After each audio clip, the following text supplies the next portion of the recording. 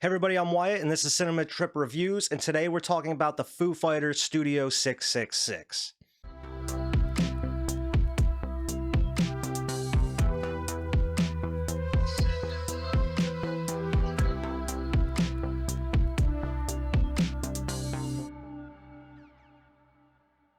All right, so just kind of hopping into the review right here. I got to see this movie the other day.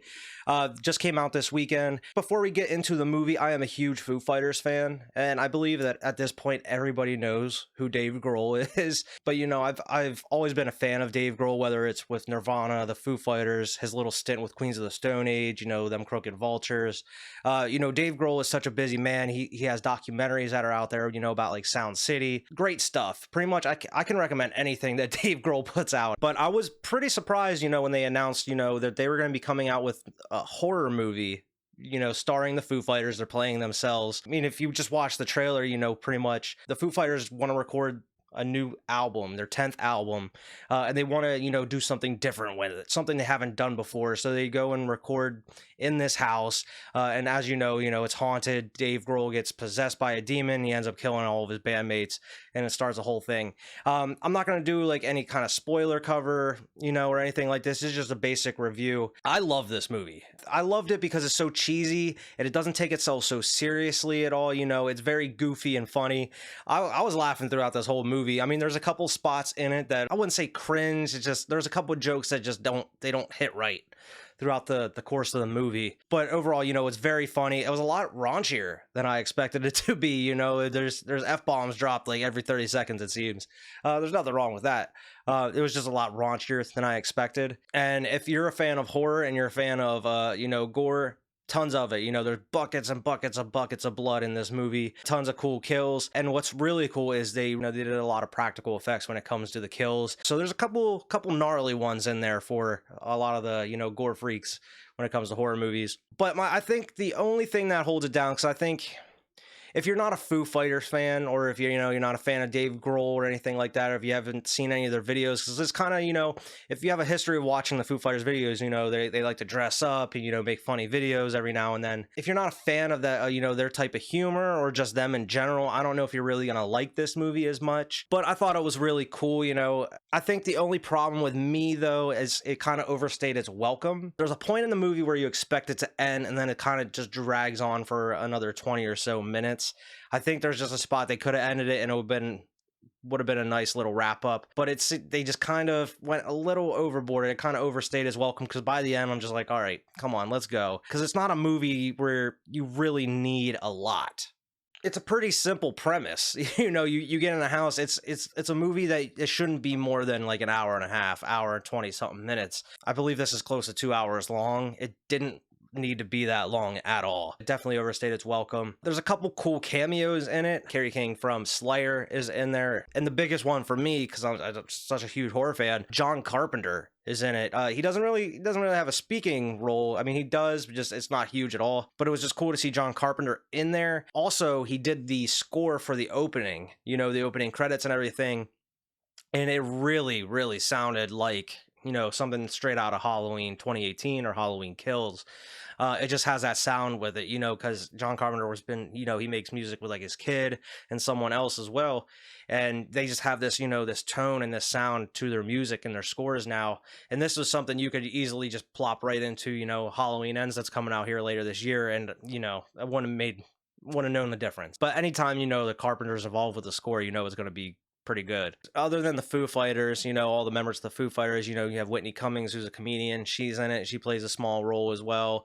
Will Forte, MacGruber from Saturday Night Live, and he's in some other stuff as well. He has a little bit of a cameo in it. Jeff Garlin from Curb Your Enthusiasm, he's a comedian as well, and he was on the Goldbergs. He plays like I don't know if it's their manager, just the guy that's in charge of like their record label and stuff that's trying to get them to make the album, but he's in there as well. He plays a kind of a bigger role than I expected in this. I just thought it was going to be a kind of a cameo, but overall this was actually a pretty entertaining movie throughout. It had a lot of funny jokes in it going out. Because the Foo Fighters have been together for so long, you have that dynamic and you have that bond between them where it's so natural, kind of going going off of each other. And from what I saw, Dave Grohl, he mentioned that Taylor Hawkins, the drummer, he didn't even pay attention to the script, so pretty much he was just ad-libbing the whole movie. So whenever you see Taylor in this movie, that's authentic Taylor Hawkins. That's who, what you see is what you get. You know, Dave Grohl is fantastic in this. I mean, he's been in numerous stuff over the years, you know, like Pick a Destiny. He's been in a couple TV shows here and there. He was in one of the Muppets movies. But I think, you know, the rest of the cast members, the rest of the band really shine in this movie. Pat Smear, he was very funny. You could definitely tell that a couple of some of the band members didn't have any acting, you know, haven't acted before. But I think that kind of added to, you know, the cheesiness or like the B-movie vibe in it. Raimi, who is like the keyboardist, he's one of the funniest, you know, parts of this movie, you know, other than Dave Grohl just kind of going bananas at some point. I think, you know, the band really, you know, the dynamic and the bond between them, you know, they you know, riffing off each other, it was great. A lot of funny moments in the movie. And then, you know, I mentioned the score, but the soundtrack is great.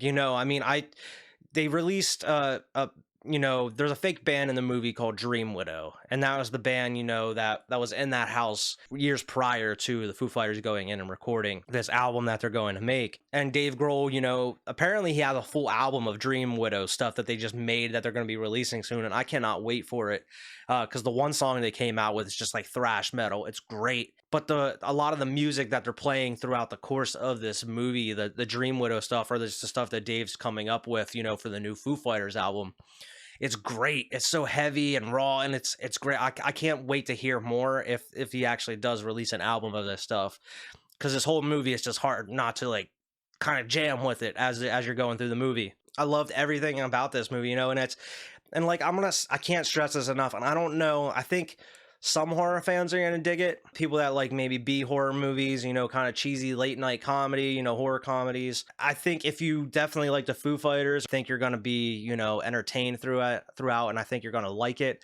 If you're not, you may not like this. You may want to skip it. You may think it's dumb, but I loved it, man. I cannot wait to scoop this movie on Blu-ray whenever it comes out. I can't wait to watch it again, to be honest. Just kind of see some other stuff that I missed. Now, I don't know if there's gonna be like potential for a sequel at all, or it'd be interesting to see what they do as in terms of if they're just going to keep making like different like genres of movies. I don't know if there's any plans to do anything else after this. Be into seeing if the Foo Fighters kind of make their own little movie series of some sorts. But it was very interesting. I didn't really know what to expect, you know, based off the trailers.